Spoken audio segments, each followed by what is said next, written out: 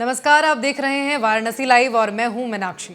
Varanasi live में हम आपके लिए लेकर आए हैं महादेव नगरी की, वाराणसी की विरासत को समेटे वो हर खबर, बनारस की वो खबरें जो बनी सुर्खियां। इस बुलेटिन में हम कोरोना संकट के बीच राजनीति से लेकर सामाजिक सरोकार से जुड़ी हर खबर से आपको रूबरू कराते हैं।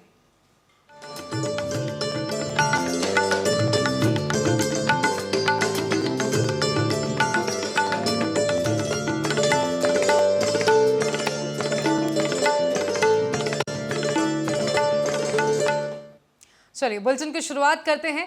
राम मंदिर भूमि पूजन पर मुस्लिम समुदाय के फैज द्वारा मिट्टी देने और उसे पूजन में सहमति करने पर विवादित बयान देने वाले स्वामी अविमुक्तेश्वरानंद का वाराणसी के संतों ने विरोध किया है।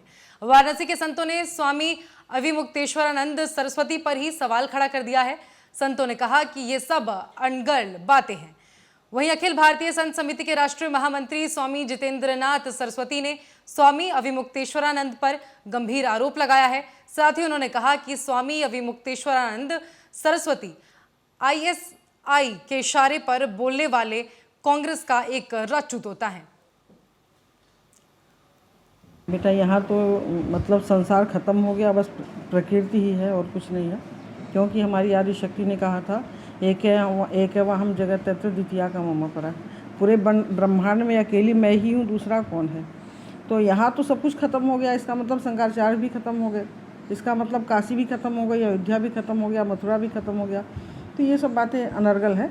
ये बोलना बहुत आसान है और इस पर अमल करना बहुत कठिन है। ब्रह्म मतलब होता है बेटा कोमा, जैसे इंसान जिंदा है लेकिन बोल नहीं पाता है, चल नहीं पाता है, खा नहीं पाता है, पी नहीं पाता, हर चीज़ उसका मतलब मेडिसिन पर ही निर्भर करता है कि ये ब्रह्म होता है। और शक्ति होती है जो प्रकृति होती है, जैसे अभी हम बोल रहे हैं, चल रहे हैं, तुम अपना कार्यक्रम कर रहे हो, तो ये प्रकृति होती है। तो ब्रह्म और प्रकृति, यहाँ हर चीज़ द्वैभाव है। तो एकेवाहम जगत रहते तो कोई मतलब ही नहीं है, क्योंकि दिन है तो रात है और सुबह है तो शाम है, और हम हैं तो तुम है, स्त्री है तो पुरुष है, और बच्चा है तो बच्ची है। मतलब ब्रह्मांड हमेशा अगर जिया है तो द्वैत भाव में ही जिया है। ब्रह्म भाव में तो किसी की ज़िंदगी ही नहीं है। ब्रह्म भाव मतलब सिर्फ हो गया कि हम भगवान शिव के उसमें एकदम ब्रह्म में चले गए। और ब्रह्म का मतलब है कि कुछ भी नहीं, निर्विकार, जो आत्मा शुद्ध होती है वो ब्रह्म होता है। तो बस खाली ब्रह्म आत्मा बस खाली लेकर कोई थोड़ी जीता है, ब्रह्म के साथ शक्ति की जरूरत होती है। ये हमारे आदि शंकराचार्य ने कहा। वहीं राम जन्मभूमि पूजन पर वाराणसी के संतों में अब आपसी विवाद और बढ़ता जा रहा है। अखिल भारतीय संत समिति के राष्ट्रीय महामंत्री जितेंद्रनाथ सरस्वती ने शंकराचार्य पर हमला बोलते हुए कहा, राम मंदिर निर्माण के नाम पर आस्थावानों से लिए गए सोने का हिसाब मांगा है। उन्होंने कहा कि शंकराचार्य पाई पाई का हिसाब समाज के सामने रखें, नहीं तो ये माना जाएगा कि सनातन धर्म के नाम पर इन्होंने धूर्तता और भगवान राम के नाम पर शोषण किया है। स्वामी अविमुक्तेश्वरानंद सरस्वती के राम मंदिर भूमि पूजन के मुहूर्त पर सवाल उठाए जाने के बाद शंकराचार्य स्वामी स्वरूपानंद सरस्वती ने भी मुहूर्त पर सवाल खड़ा किया है। उसके बाद आज अखिल भारतीय संत समिति ने अयोध्या में श्री राम मंदिर निर्माण के मुहूर्त पर सवाल उठाने वाले शंकराचार्य स्वामी स्वरूपानंद पर गंभीर आरोप लगाते हुए उनसे मंदिर निर्माण के नाम पर लोगों से लिए गए सहयोग के रूप में सोने का हिसाब मांगा है। श्री राम जन्मभूमि के संपूर्ण आंदोलन में राष्ट्रीय स्वयंसेवक संघ, उसका विविध क्षेत्र और अखिल भारतीय संत समिति, ये तीनों एक साथ चले। लेकिन कांग्रेस प्रायोजित एक धारा स्वामी स्वरूपानंद सरस्वती के नाम से हर संगठन के पैरेलल एक संगठन खड़ा करके विवाद करना और मूलतः श्री राम जन्मभूमि आंदोलन को तोड़ने के काम में यह धारा लगी रही शुरू से। अब जब सुप्रीम कोर्ट के संविधान बेंच का फैसला आया, सारे कांटे साफ हो गए, तो उनके तरफ से मुहूर्त को लेकर के विवाद खड़ा किया गया। फिर यह कहा गया कि कोई अल्पसंख्यक मिट्टी लेकर के जा रहा है। अरे दुनिया में बहुत लोग आते जाते रहते हैं, स्वीकार करना नहीं करना ये तीर्थ क्षेत्र ट्रस्ट का काम है, ये तो अलग विषय है। परंतु जो सबसे बड़ा अपराध का काम किया, सनातन हिंदू धर्म को छलने का काम किया स्वामी स्वरूपानंद सरस्वती ने, वह यह है कि 9 नवंबर 2019 को श्री राम जन्मभूमि पर निर्णय आया संविधान बेंच का। उच्चतम न्यायालय ने कहा कि भारत सरकार इसके लिए ट्रस्ट का निर्माण करे। 5 फरवरी 2020 को ट्रस्ट की घोषणा भारत सरकार के प्रधानमंत्री, यशस्वी प्रधानमंत्री नरेंद्र मोदी जी ने संसद के अंदर की, और इसकी अवधि के दौरान ही नहीं, मार्च महीने तक श्री राम जन्मभूमि मंदिर निर्माण के नाम पर स्वरूपानंद जी का रामालय न्यास लोगों से सोना वसूलता रहा। वाराणसी के कलाकारों ने अयोध्या में प्रस्तावित राम मंदिर शिलान्यास कार्यक्रम को लेकर एक भजन तैयार किया है। संगीतकार गणेश पाठक ने निर्देशन में तैयार भजन में वाराणसी के युवा कलाकार जय पांडे और अजय पांडे ने साथ दिया है। इस भजन के जरिए राम मंदिर और उसके लिए किए गए संघर्षों का गुणगान किया गया है।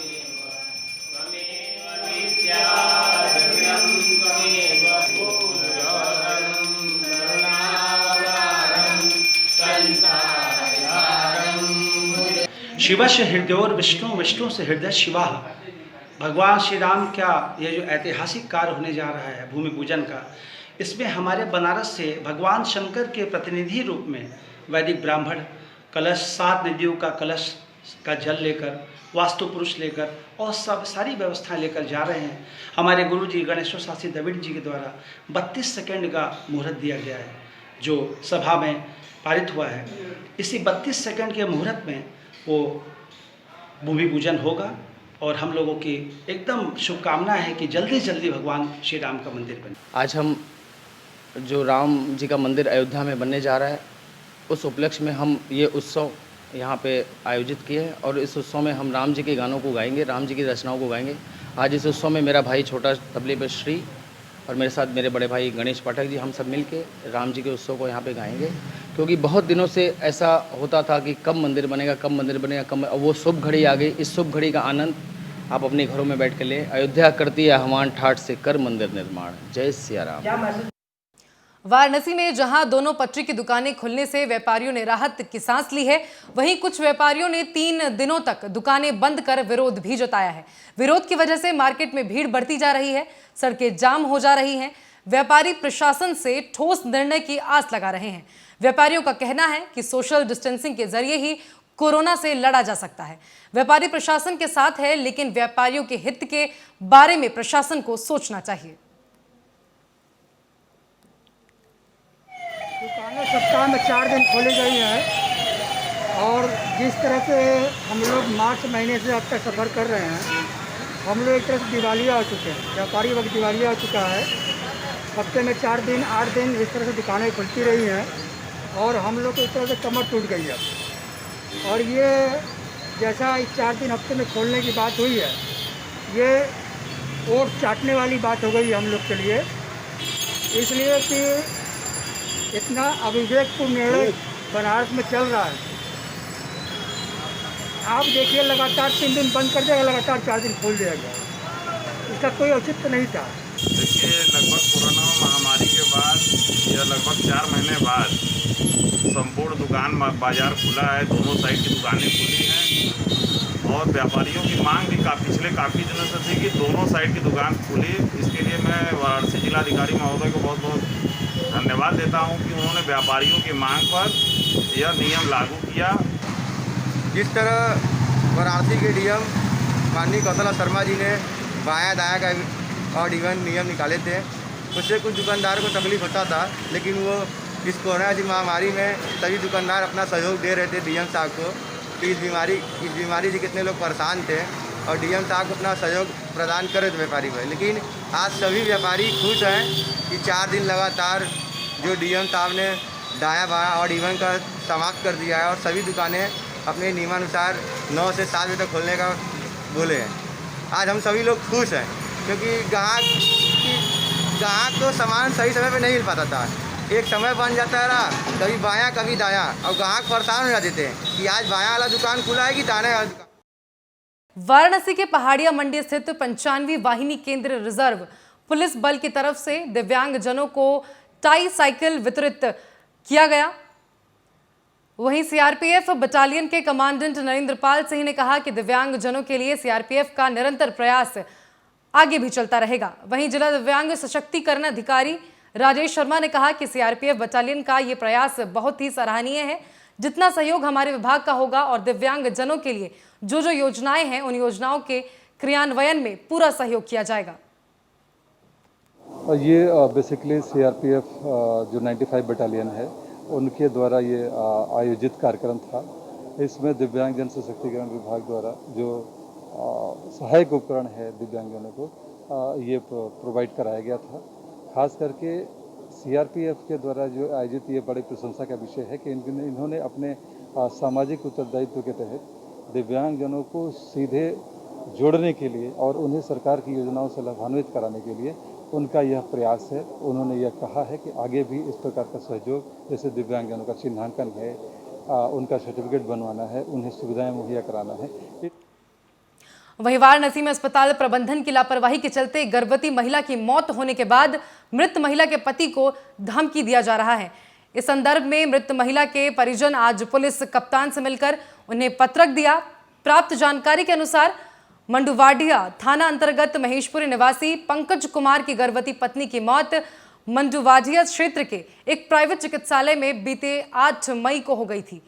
परिजनों ने अस्पताल प्रबंधन पर मौत के लिए लापरवाही किए जाने का आरोप लगाते हुए तत्काल थाने पर मुकदमा पंजीकृत कराकर मृतका का पोस्टमार्टम भी करवाया। इस दौरान परिजन जब सीएमओ ऑफिस में भी अस्पताल की लापरवाही के बाद शिकायत दर्ज करने पहुंचे तो वहां भी कहा गया कि अस्पताल को बंद करने की नोटिस देने के साथ ही उचित कार्रवाई की जाएगी। श्री राम नर्सिंग होम में डॉक्टर की लापरवाही से उसकी मृत्यु हो गई थी। क्या हुआ पत्नी को? पत्नी को डिलीवरी हुई थी 6 मई को। फिर उसके बाद 2 दिन ठीक ठाक रही। 2 यूनिट ब्लड जो है डॉक्टर साहब के कथा अनुसार हमने ला के दिया। 1 यूनिट ब्लड उन्होंने पहले चढ़ाया और उसके बाद ऑपरेशन करके बच्चा ठीक ठाक हो गया। उसके बाद 2 दिन तक ठीक ठाक रही।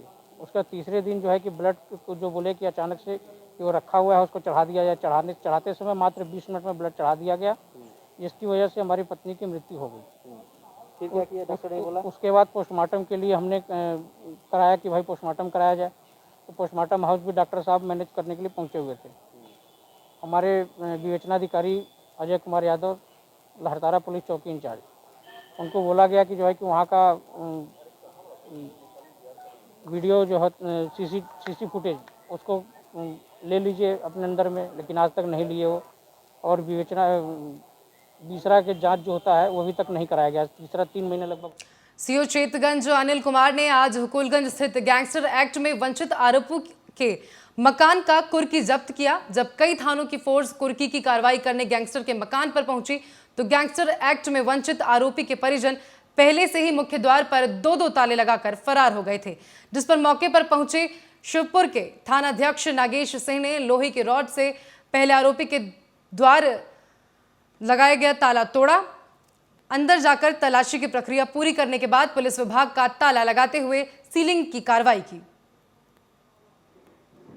गैंगस्टर एक्ट के तहत कार्रवाई की गई है राम कुमार मौर्य के पुत्र मोतीलाल मौर्य के खिलाफ। इनके 2 मंजिला मकान है यहाँ पे, जिसको जो है कुर्क किया गया है आज जिलाधिकारी महोदय के आदेश अनुसार।